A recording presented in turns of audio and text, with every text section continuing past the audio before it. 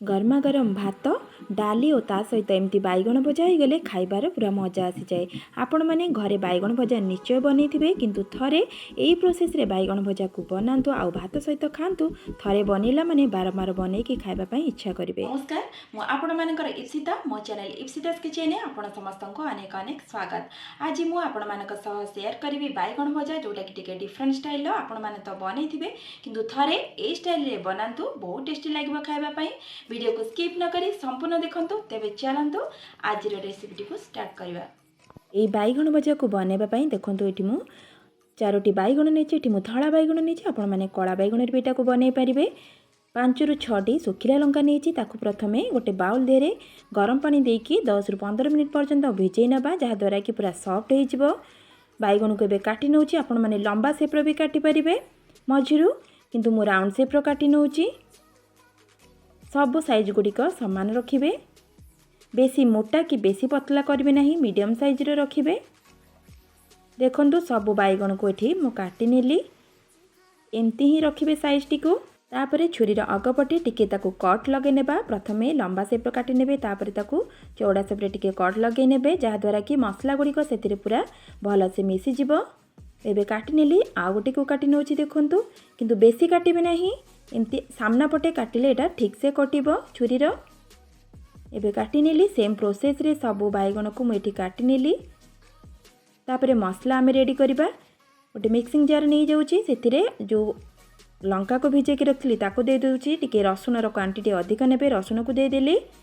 1 spoon सोरिष तेल को दे दोची। स्वाद अनुसार एठी लूण को ऐड करूची। ताको भल से ग्राइंडिंग करि नेबा। टिके पूरा पेस्ट करि नेबे। देखंतु एबे पेस्ट करि नेली। गोटे बाउल को ताको बाहर कर नेली। ए बैगण रे से मसला गुड़िक लगे नेबा। टिके लंकार क्वांटिटी अधिक देबे, जहा द्वारा कि बैगण भजाटी टेस्ट आसीबो। रसुन रो मध्ये अधिक टिके देबे। आपण माने जेतिकी बैगण नेबे से अनुसार सब इंग्रेडिएंट्स गुड़िक नेबे। एबे देखंतु मसला गुड़िक बैगण रे सब लगे नेली। गैस रे तावा बसैकी सेतिरे रिफाइन ऑयल को दे दोची। आपण माने एटा को सोरिष तेल भी बनै परिबे। तेल को चारियाडे टिके लुहा कड़िका साहाय्य स्प्रेड करि नउची। तेल एबे गरम हो गलानी। एबे बैगण को एठी दउची। देखंतु जेतिकी बैगण तावा रे जागा हबो सेतिकी देबे, बेसी किंतु देबे नहीं, नले उल्टेबा पई असुविधा हबो। मु एठी 5 रु 6टे बैगण को दे दोची। ताकू मीडियम फ्लेम रे 1 मिनिट पर्यंत टिके कवर करि नेबा। 1 मिनिट पर कवर खोलिली। देखंतु गोटे साइड हल्का हे आसलानी। ताकू टिके आर साइड कोल्टे नेबा, जा द्वारा कि दी साइड फ्राई हे जिवो। टिके केयरफुली उल्टू थिबे, नले बैगण पूरा सॉफ्ट रही ना भांगी जिवो। सब बैगण भजा को एबे उल्टे नेली। देखंतु पुणी टिके तेल को एथि दे देउची।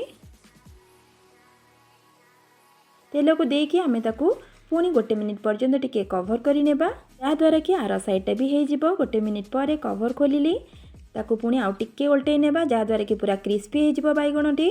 माने खाइबा पई बहुत टेस्टी लागिबो। मु उल्टे नउची। देखंतु उल्टे सरला परे सेथिरे काटी रखिथिबा धनिया पत्र को दउची भला फ्लेवर आसिया पई।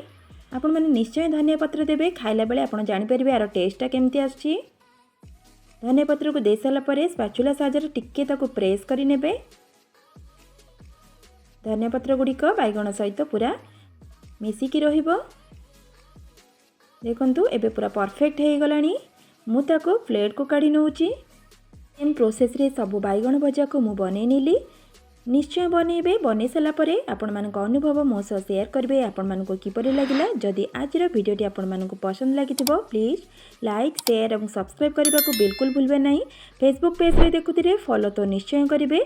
ताले आज पई रहउची, पुणी आसीबी नेक्स्ट वीडियो रे किछि नुआ रेसिपी नहीं। नमस्कार, बाय, जय जगन्नाथ।